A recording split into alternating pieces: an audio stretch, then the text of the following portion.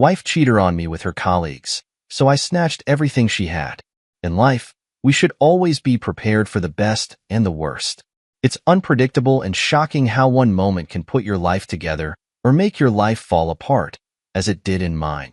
I, 36 male, married my best friend's sister 10 years ago, and in addition to that, we dated each other for 4 years, but we have known her since we were like 5.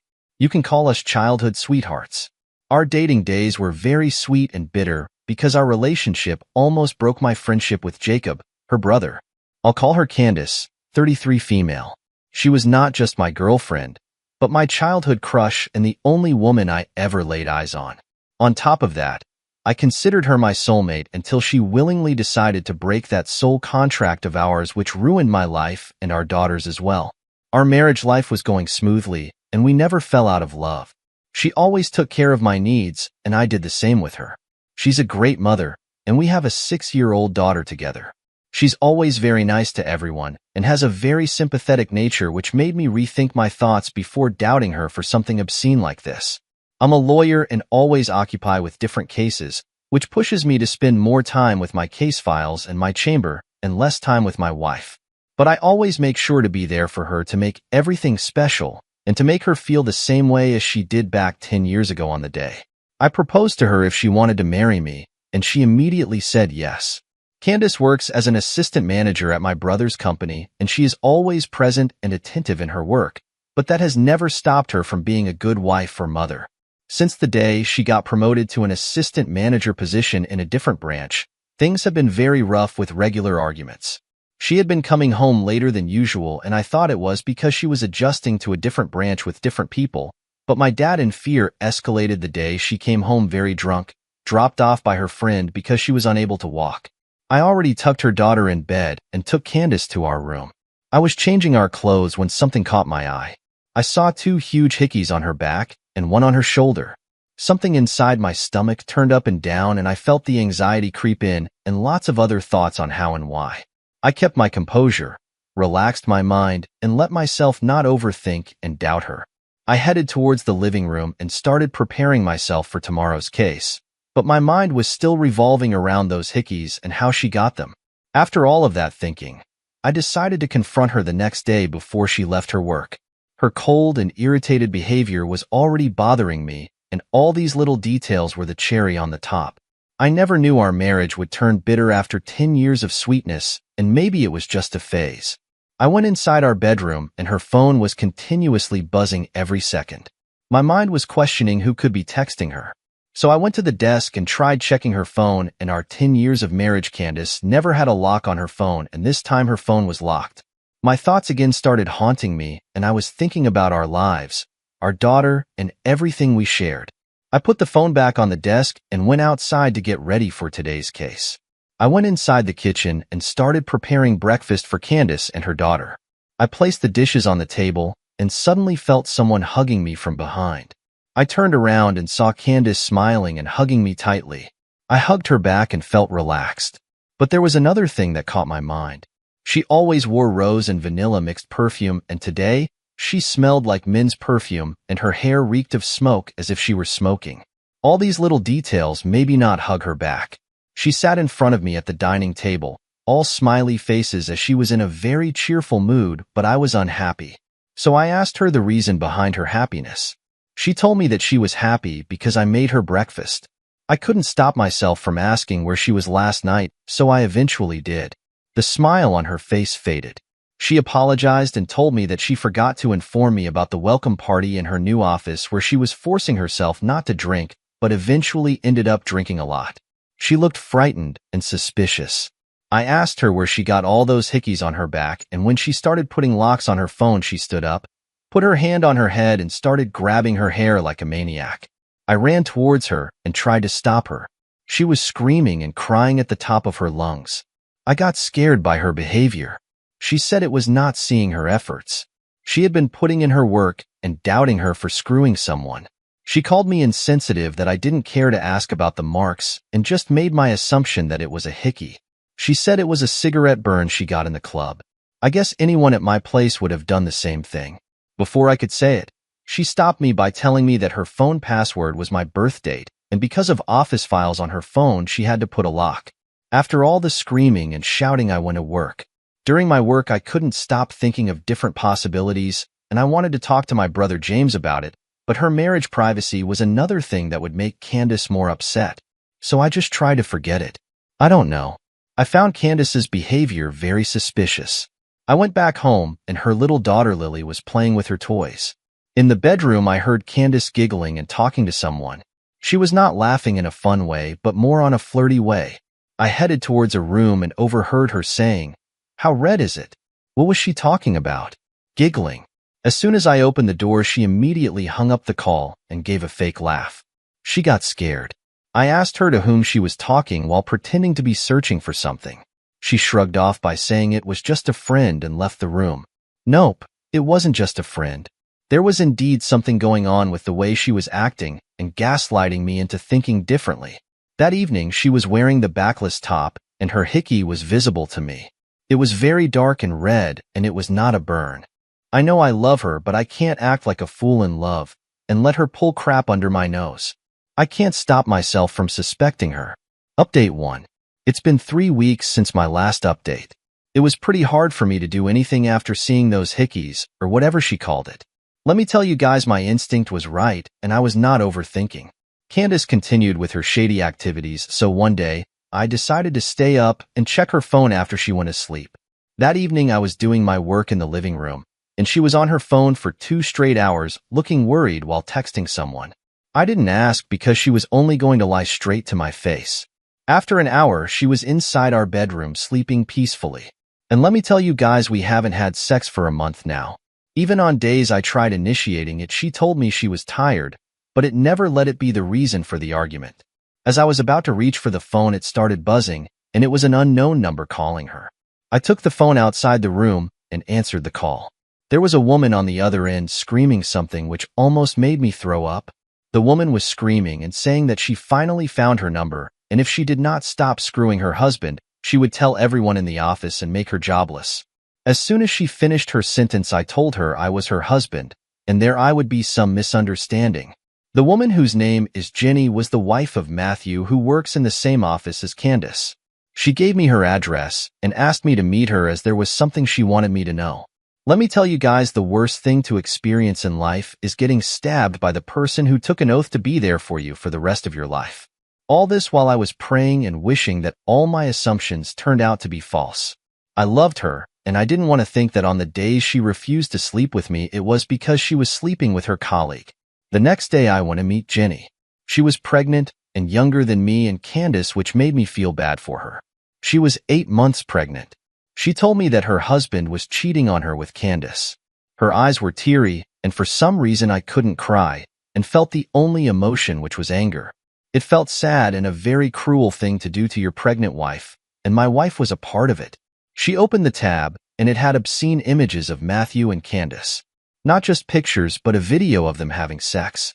Jenny got those videos from Matthew's phone last evening, and they had a confrontation. That was the reason Jenny was worried and texting someone last evening. I felt a taste of bile in my mouth and cried my heart out. I asked her to send me all those pictures and promised her that Candace would suffer for wrecking her house. She told me that she was going to file for divorce, but I intentionally asked her to wait a few days so she could enjoy the disaster as well. After leaving Jenny's house, I drove off to my brother's place. He has 2 kids and has always been a great advisor in my life. I drank a lot while sitting next to him until I passed out. After 2 hours, I woke up with a throbbing pain in my head, and my brother was sitting on a sofa, rubbing my feet. After having a warm cup of espresso, he started asking me different questions and I understood none. I gave him my phone and asked him to open the gallery and see what's inside. He looked disgusted and immediately put the phone on the table. I told him about everything, and he interrupted me and gave me more information that she had been cheating before the promotion. In her previous team, Matthew was her team leader, and there could be a way she did that for a promotion. One thing about Candace that I forgot to mention is her greed. She was never a gold digger and earned her own money and always bought her stuff. But she was greedy for fame and position, and I was not surprised if that was the case. James was the owner of the company, but he always worked from home because his wife Rose was half paralyzed, and that's another story. Anyway, he's a great brother and a husband. I asked him why he didn't tell me all of this. He said he was investigating into the matter and didn't want to take any action basis on the rumors. He didn't have any evidence to prove his point, so remained shut. I drove off home and had already practiced acting normal like nothing had happened before. As I went in, Lily came running towards me and I held her in my arms giggling. Candace walked towards me, kissed my lips, and told me happily that she made my favorite lasagna. I felt like throwing up. After the dinner, well, it was hard to eat with her, and I wanted to put an end to this as soon as possible. She is evil, a narcissist, and one hell of a gaslighter. I was going inside my office, but Candace hugged me from behind. I turned my face towards her. She was wearing her red satin slip dress. She used to look beautiful, but today she looked so disgusting to me that it was hard for me to look at her. She asked me whether I picked up that call last night, to which immediately said no. She again asked me and told me I could tell the truth and she wouldn't be mad. But I was no fool and I disagreed again and kissed her lips. I was following her path of lying and gaslighting the situation. She pushed me onto the bed and whispered in my ear that Lily had slept. I asked her if she was feeling tired as usual. She looked at me in disbelief and refused. I tried resisting, but I gave in. I did it also to humiliate her later. It's going to hit her hard after she will know that I already knew about the crap she pulled and how effing disgusting she is. It was the most thrilling sex we ever had. It wasn't guilty about how it was going to make her feel. She was using me for emotions, so this time I used her. After she slept, I took my arm from under her head, left the room, and headed towards my office. I had 3 missed calls from James. I called him back, and he asked me to meet him tomorrow as it was something he couldn't tell me on the phone. I went inside Lily's room and looked at her. I felt so bad. It made me so angry at Candace that I felt like killing Candace. How could she steal her own daughter's childhood and her happiness? I'm just not able to sleep thinking about what is stored for me next. I will make another update after I get done with everything. Update 2. It took a while for me to update you guys as I was busy making my wife jobless and the divorce status. So instead of updating regularly, I thought of doing it after sorting out everything. So in the morning I drove off to James, and he was in the company's office. James showed me something on the computer. There were pictures of Candace with different men, and one of them was from our school, Richard, who was her team leader. As I said, James was investigating the matter, and he found that Candace was hooking up not only with Matthew but others too. The employees had confessed to James that Candace was a very easy woman, and she used to go to the club with them. She had sex with Richard because he promised to promote her to assistant manager, which he did, and she did the same with Matthew. James recorded the conversation for the jury of the company, as the company here has strict no dating rules and many employees are going to get jobless along with Candace. Candace was beautiful. She was always attractive and knew how to take advantage of that. James sent an email to the different branch where Matthew and Candace were working or screwing. Half of the time I didn't know what to do and just sat there hopelessly. As soon as the branch received the email, Candace started calling me. I picked up the call, and she asked me to come home immediately. I told James and headed towards home. I went inside and saw Candace crying. She hugged me and started crying. I didn't hug her back. She looked at me and said she lost her job because of something. I asked her the reason, and she started making up some stories. I pushed her back and asked her to stop lying, or if she wanted me to play her video of effing her colleagues on the TV. She looked at me in disbelief, and I told her that I got to know about everything from Jenny. She looked at me for a moment and started gaslighting me again, saying that I was never there and always busy with work, so she couldn't resist. Lily came inside and Candace was going to take her, but that's when I stopped her from showing fake concerns about us. I told her that I had already filed for divorce, and that was the reason she had been fired from her job. I will have custody of our daughter and take care of her needs. I am a lawyer, so it was easier for me to get things done. She started sobbing and crying and begging me if she could do anything to fix this. It made me so angry, and I asked her how she could fix anything when she felt no remorse for what happened. I asked James to take Lily to his place so she wouldn't have to witness such things. I felt sorry for my little girl. When she was born, I was happy about her future, and she was blessed with 2 parents. Being raised by a single parent, I never wanted my daughter to go through the same in her life. I asked Candace if she wanted to tell her brother Jacob, my best friend, about this. She got so scared. I gave her the divorce paper and asked her to sign it and put an end to this. As she was going to sign, a pleasant surprise came to her. My mother, her parents, and her brother came, and it was his idea to humiliate her for what she did. Her house was named after my daughter, so Candace had nothing except her own money or savings. Her parents loved me, and they were disappointed and disgusted by her actions. Jacob told her that the reason he was against us marrying was because he knew she would ruin me and the family, and she proved him right. After all, her brother knew her well. My mother loved her as her daughter, and there she also wiped her tears and consoled her. I read the divorce papers and told Candace that she could come and visit, and it was also allowed to stay with Lily in this house, and I would never take Lily away from her. Before this, I had already shown her pictures to Jacob, but not the obscene ones, and to be honest, I have no respect for her. I would have forgiven her if it were a one-time thing, but doing something wrong is one thing and being proud and continuing it again is another thing, and she chose to destroy it all alone. There were times when I was indeed busy and didn't take her out or spend time with her, but I did my best and I learned from it. When I tried giving her time, I guess I was late. I never saw her narcissistic side because I was blind, but I cannot forget those two hickeys. Anyhow, whatever happened can't be undone, and I do miss the old her. My mother asked me if I wanted to stay with her for a while, and I told her that I wouldn't, and I would be living here, but for now on she will stay with me. Candace's parents scolded her and said many cruel words to her. They were very respectful writers and doctors, and she put dirt on their names and fame. Jenny, on the other hand, also got divorced and went to a different city to live with her parents.